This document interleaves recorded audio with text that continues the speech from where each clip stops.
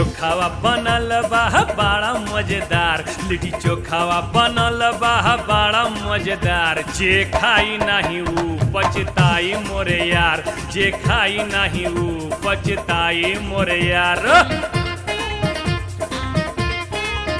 Pizza burger cutlet फेंकी बेकार, pizza burger cutlet फेंकी बेकार। तनी खा के देख यार देह बनी दमदार, तनी खा के देख यार देह बनी दमदार। काटो काटो